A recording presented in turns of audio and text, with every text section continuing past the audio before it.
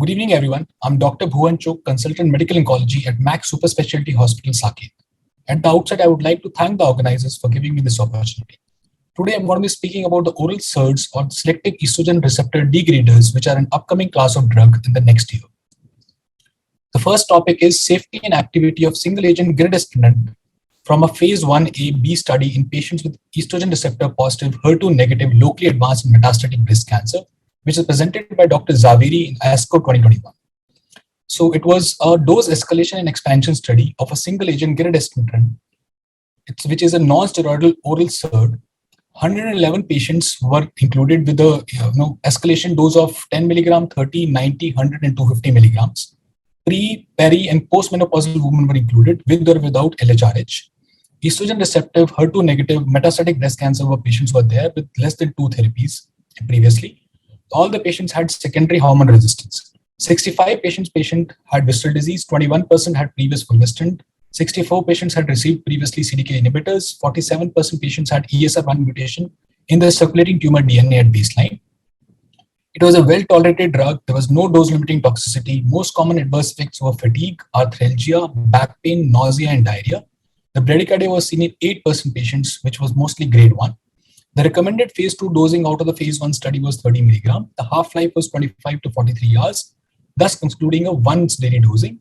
The best response was partial response. A 30 milligram, which was the recommended phase 2 dosing, had an overall response rate of 15% and a clinical benefit rate of 55%. The median progression-free survival was 7.2 months. The clinical benefit was seen in ESR1 mutation or the wild type, post CDK inhibitors in a post-fulvestrant setting also, and there are 2 ongoing phase 3 trials for that. With the same drug, giredestrant, the neoadjuvant setting, the trial is neoadjuvant giredestrant plus palbociclib versus anastrozole plus palbociclib in a postmenopausal woman with ER positive, HER2 negative, untreated early breast cancer. This is the interim analysis of the randomized phase 2 COOPERA study presented by Dr. Sarah Hurwitz at ESMO 2021. The COOPERA study included patients who are either ER positive, HER2 negative, had a tumor size of more than 1.5 centimeter, and had a baseline KI index of more than equal to 5%. The primary endpoint was a centrally assessed mean KI, reduction in the KI score at the baseline and at the week 2 setting, and a complete cell cycle arrest, which was defined as a KI index less than 2.7% at week 2. There was a 2-week window of opportunity phase in which the giredestrant 30 milligram was compared to anastrozole 1 milligram, and a reduction in the KI index was seen. So what was seen is that the giredestrant showed a 80% reduction in the KI index. However, the anastrozole showed a 67% reduction. The p-value of there was a p-value of 0.02. A complete cell cycle arrest, which was defined as less than 2.7%, was seen in 25% patients with giredestrant, while only 5.1% of the anastrozole patients showed a CCA, triple C. So what was seen that there was a consistent Ki67 suppression was observed in patients on giredestrant as compared to anastrozole, and it was seen irrespective of the baseline Ki index of more than or less than 20%. The safety was consistent with the as previously described, and there is a phase 3 trial ongoing for it. So what I would like to comment about this is giredestrant is an oral SERD with a promising single agent activity in the ESR1 mutation status, post CDK and post fulvestrant setting. Oral SERDs have a better advantage, or they have advantage of better bioavailability and complete AR blockade than the intramuscular fulvestrant. The recommended phase 2 dosing is 30 milligram. Yes, bradycardia does remain a concern, but I think we'll see how it actually happens in the clinical setting, as most of it was a grade 1 and most of the patient had resolved, and there was no dose reduction required. It's an exciting era of neoadjuvant approach in hormone receptor positive early breast cancer.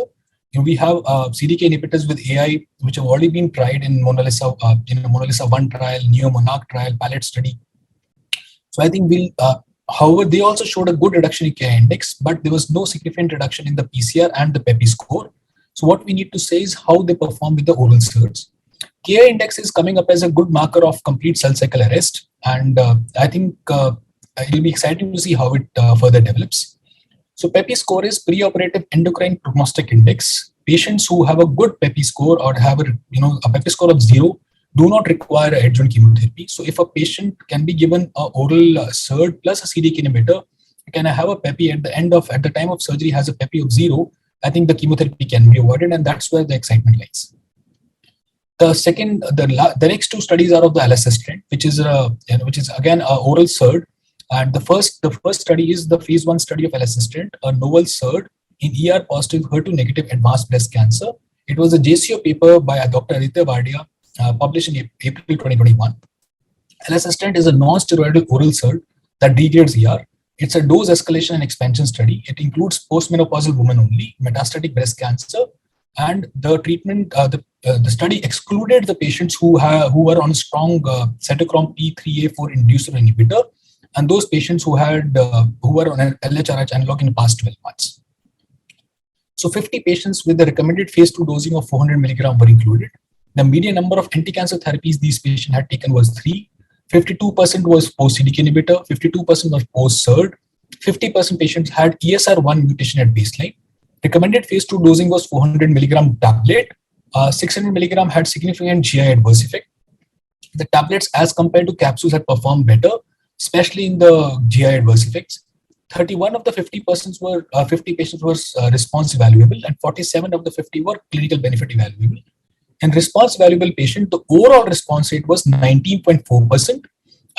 And the good response, overall response rate was better in the ESR1 mutated patients with a response rate of 33.3%. The median PFS was 4.5 months, and it was significantly better when you looked at the ESR1 mutated subset, and the median PFS was 7.4 months. The clinical benefit rate was 42.6%. Almost all the patients had some degree of adverse effects. The majority had nausea, decrease in the blood phosphorus level, increase in the blood triglycerides level, fatigue, dyspepsia, GERD, and constipation. Serious adverse effects were seen in 40% of the patients, and the most concerning was syncope. So the next study is a elacestrant phase 3 study, that is the Emerald phase 3 trial, the result of which were presented in SABCS this year, again by Dr. Aditya Bardia. And as we all understand in our clinic, the endocrine therapy plus CDK inhibitor is the mainstay of the management of estrogen receptor positive HER2 negative breast cancer therapy. I think we all are stuck in when the patients progress on CDK inhibitor plus AI, and I think the most common single agent if you use in the second line is fulvestrant, which gives a PFS of 2 months, and this is where the oral SERD, that is elacestrant, comes. So in this study, patient had progressed or relapsed on 1 or 2 lines of endocrine therapy, one of which was along with the CDK inhibitor. The elacestrant 400 milligram was randomized along with the investigator choice drug. There were 2 co-primary endpoints, PFS in all patients and PFS in patients who had a mutated ESR1 mutation. The 477 patients were randomized, 237 to the elacestrant arm, and standard of care was 229. What was seen was that elacestrant produced a 30% reduction in the risk of progression or death in all patients. The median PFS in elacestrant arm was 2.79 months versus 1.9 months in standard of care arm, which was a significant difference. In a patient who harbored the ESR1 mutation, the elacestrant had a median PFS of around 3.78 months, which was a 45% reduction in the risk of progression or death in the patient who harbored a mutated ESR1. So patient at the PFS rate at the 6 and 12 months was also was pretty encouraging. A patient who had a ESR1 mutation, the PFS rate was 40.8 months at 6 months, and PFS rate at 12 months in patient who had a ESR1 mutation was 26.8 months. If you looked at the toxicity profile, there were no discontinuations seen because of the treatment emergent adverse effects, and there were no treatment-related death. So final overall survival of elacestrant versus standard of care is expected next year. And I think it'll be exciting to see how elacestrant performs with a combination therapy with this targeted drug. So elacestrant is the first oral SERD to have a phase 3 result. And I think it's very encouraging that when you see when a drug which is in research comes into a phase 3 trial. So 400 milligram once daily is a recommended phase 2 dosing. Toxicity, yes, it remains a concern as 40% of the patients had some degree of grade 3, grade 4 adverse effect. However, it may fulfill the unmet clinical need of progression after endocrine therapy and a CDK inhibitor. It'll also bring the ESR1 setting testing to the front line, in which we know that the patient with elacestrant perform better when they are ESR1 mutated. And it'll be exciting to see how elacestrant plus targeted therapy, the combinations come up, and they may be practice changing. The fifth is the rintodestrant oral SERD in combination with palbociclib for ER positive HER2 negative breast cancer. So the next two studies are oral SERD with the palbociclib and how they performed in a first line setting. So dose escalation and expansion arm of rintodestrant and oral SERD was part 1 and part 2. They recommended a dosing of 800 milligram once daily. Part 3 results are in combination with palbociclib. The patients were secondary endocrine resistant. The prior CDK inhibitor and prior oral SERD were not allowed. Prior fulvestrant was already allowed, however allowed. 40 patients were included, and the treatment emergent adverse effects were seen in 98% of the patients, and most common was leukopenia and neutropenia. The clinical benefit rate was doubled from 30% to 60% by addition of palbociclib. 2 patients had partial response. One had PR. One who had PR was ESR1 mutation, and also had a PIK3CA variant at baseline and had prior treatment with fulvestrant. The median PFS was 7.4 months, and there was no effect on the rintodestrant on the pharmacokinetics of palbociclib. The second study of this part of the SERD with palbociclib is AMEERA-1 study, in which MS-enestrant and oral SERD was combined with the palbociclib in postmenopausal women with advanced ER-positive HER2 negative breast cancer. It was also a dose escalation and expansion arm of MS-enestrant and oral SERD. Arm 1 established that the recommended phase 2 dosing was 200 milligram with the overall response rate of 8.5%. When MS-enestrant was combined with palbociclib, the overall response rate increased to 34.3% and a clinical benefit rate of 74.3%.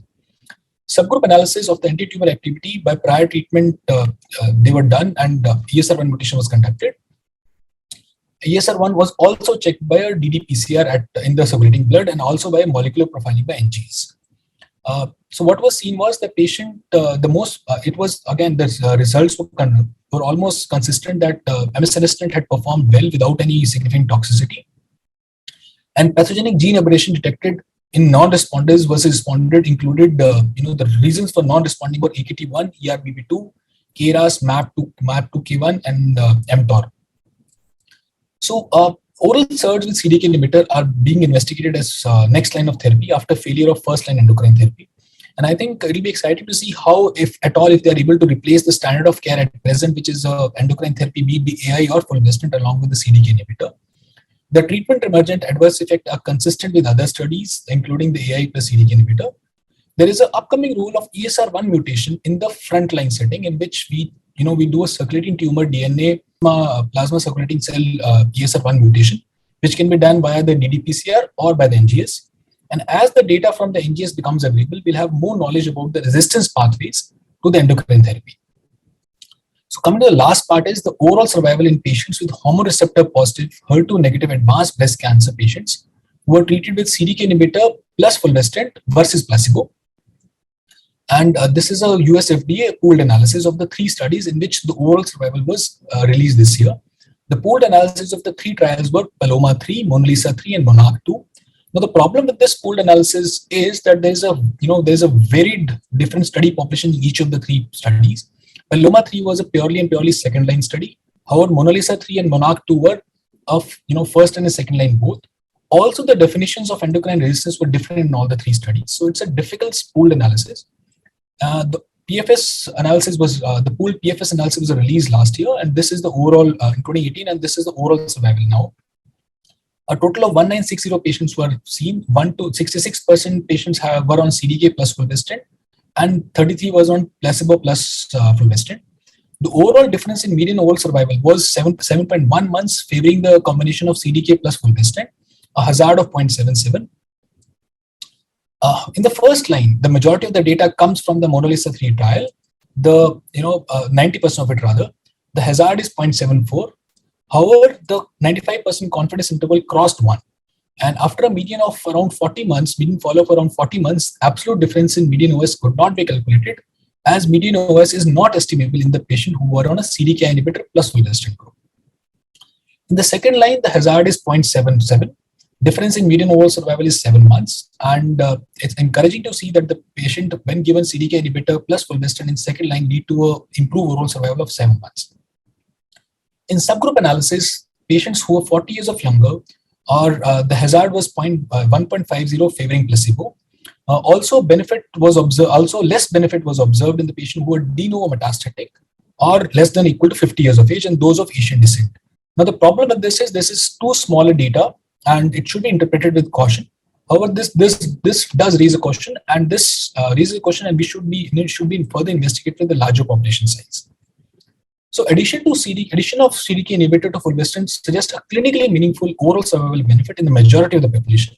This is the first major pooled analysis to report the subgroup data also, and the subgroup data has not been reviewed by this network meta-analysis. It may be limited by small size, but it does raise a question in the first line setting in a de novo metastatic disease and in those with a premenopausal age group of the combination of CDK inhibitor with fulvestrant.